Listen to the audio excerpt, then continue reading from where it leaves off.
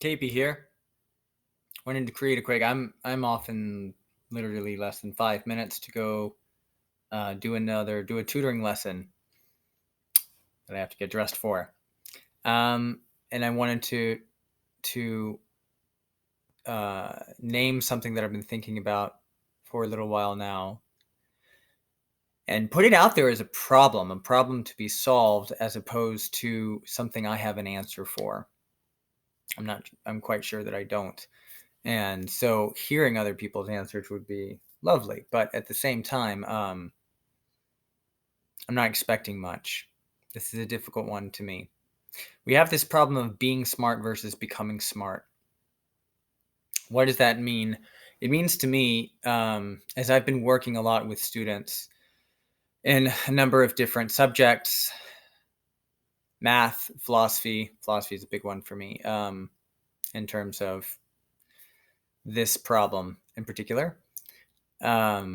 English as a second language, or as simply one's first language. Japanese as a second language. Coding.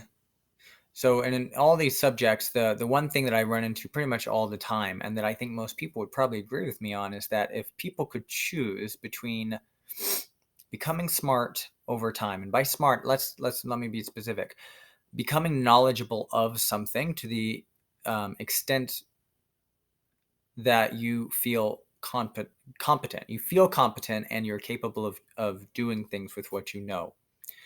Then people would, I'm willing to bet, bottom dollar, would rather be smart, be knowledgeable on the spot, if it were possible to do so, versus become smart or become knowledgeable over time.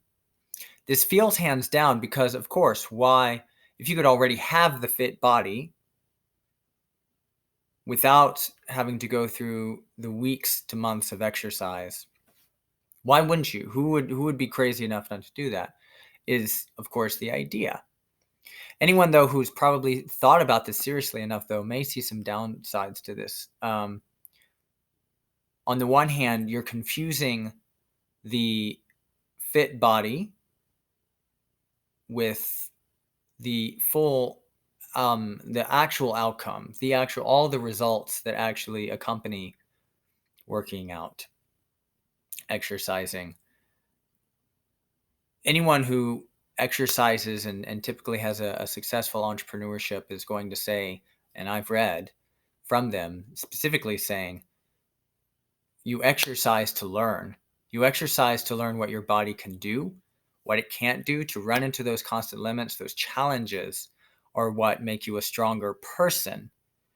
Getting a fit body, just boom, like that, say a genie could give it to you, would not give you that ability would not make you stronger. It wouldn't give you the capability of confronting challenges when they come up and such, to overcome those, to learn what to do, to respond with feedback and get better. And this is exactly, it's not even an analogy, it's exactly the same process when it comes to learning in general. And I think this is part of why education bothers me so much. On the one hand, you have the structure that actually educates, completely focused on the process. The idea is that you become a stronger person by studying hard, by learning to do this, by overcoming the test. However, the actual benefits aren't provided in the learning process. In fact, the learning process is somewhat compromised because the actual results in that are being aimed for are competency as opposed to overcoming challenges. And that competency is then the measure by which you either get into a better school later on, or a company hires you in some cases, or you simply outcompete your peers. And so this double-edged sword of a model, runs the risk of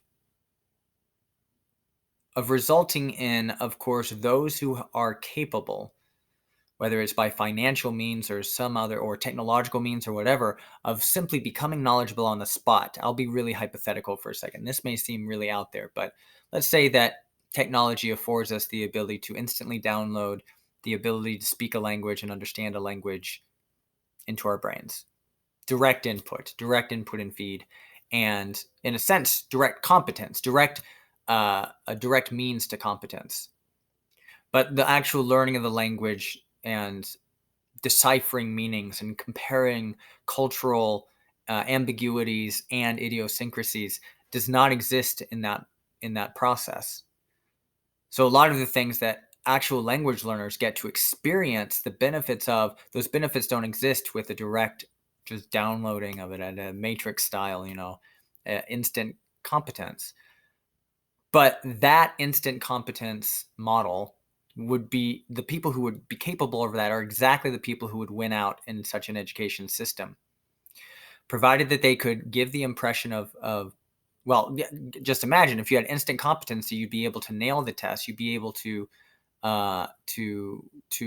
hit all the milestones that the current learning process part of education is meant to accommodate. Sorry, that it's meant to. If it's about learning as the challenge and overcoming of that challenge, well, that's not the way that we actually do it. It may be for that goal, but it doesn't actually accomplish that goal. What it does is it tests for competency, and thus this other edge is what actually is going to win out in the long run. So people who are capable of it, people who are capable of getting the benefits without overcoming the challenges. And this is a huge downer for me. As a tutor teacher, I'm at once concerned about having to market to the people who want instant competence. Instant competency in the world. And it also, in the long run, continues to downplay the importance of critical thinking and creativity and all those other things that overcoming challenges benefits us with. So, an interesting problem that we're presented with. Very curious what others think about this and what sort of solutions you see out there for this. Currently, our solution is homeschooling for our son and trying to help others who are looking for alternative ways of being in the world that aim towards critical, creative thinking, alternative living styles. Sometimes is part of what my and my family's solution has been, but I'd love to hear yours. If you liked the video, by the way, please give it a like. Feel free to subscribe. I'm still pretty small, but I would love to talk to more people over time. And definitely leave a comment. Again, I'm interested in what people think about this issue. Thank you so much.